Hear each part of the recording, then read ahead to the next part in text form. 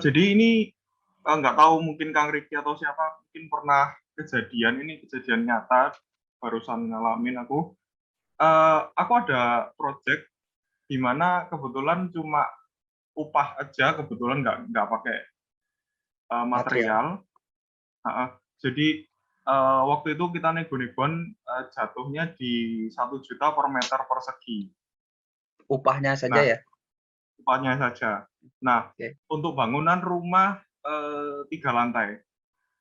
Nah, yang jadi pertanyaan saya, eh, kebetulan saya kan baru terjun ya di dunia kontraktor. Ternyata mungkin metode penghitungannya sama, cuman pengakuan mana yang dihitung, mana yang tidak ini kok kayaknya tiap orang subjektif banget ya. Jadi contoh misalkan kayak carport itu ada yang dihitung koefisien setengah luasannya, luasannya. Itu gimana ya supaya mendapatkan atau mungkin Kang Riki pernah punya pengalaman ternyata kenyataan di lapangan ada yang kayak gitu nggak ya materi Kang Riki ini oke banget sih cuma ternyata ada yang simpel banget cuma pengakuannya ini ambigu banget tiap orang Jadi ini ya, itu jadi memang apa? Jadi kejadian kayak gitu sengketa ya, atau Pak ya?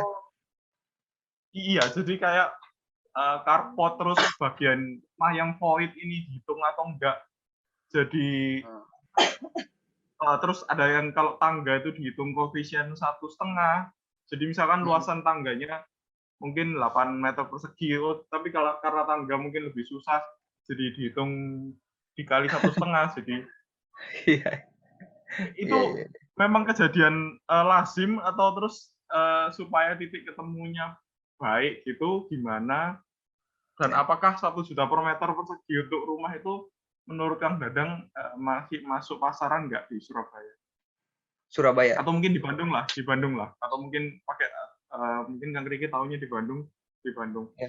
oke Jadi sekian gini, pertanyaannya itu aja. ya, ya, mungkin itu sebetulnya ya untuk pengakuan-pengakuan itu memang bagus ya. Jadi maksudnya pengalaman ini ya, pengalaman Kang Hendra tadi bisa dijadikan pelajaran lain kali untuk mengurangi sengketa-sengketa gitu. Di kontraknya dijelaskan bahwa satuan meter persegi itu hanya untuk badan bangunan. Atau misalkan memang nggak apa-apa sampai carport kalau itu sudah masuk hitungan gitu.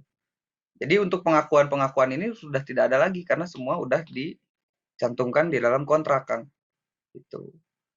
Kalau saya sih biasanya saya detail masalah kontrak ya. Jadi saya perhatikan kita bikin pasal-pasal untuk kontrak-kontrak segala macamnya termasuk pengakuan kayak tadi.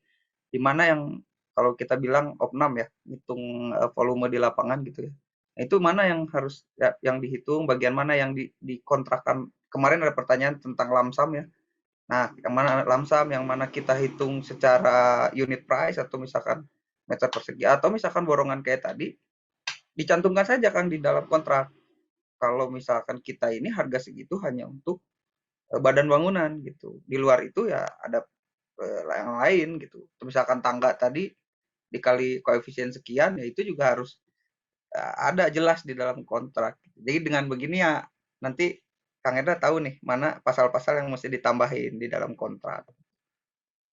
Pokoknya semua apa semua produk perencanaan dari mulai gambar, spesifikasi teknis atau RKS ya dan RAB kemudian eh, scheduling ini ya misalkan bisa dipertanggungjawabkan itu ujung-ujungnya dipakai jadi kontrak gitu.